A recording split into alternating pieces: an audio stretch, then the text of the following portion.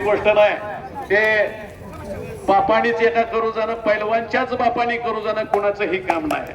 आवाज ललित मध्ये आणि शिवम ढोणे त्यांनी तयार राहायचे. हा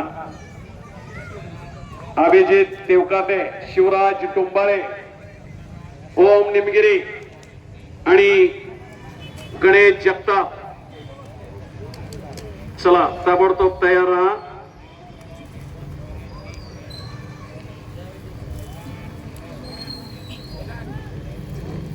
ओम निमगिरी आणि शिवम ढारे. चला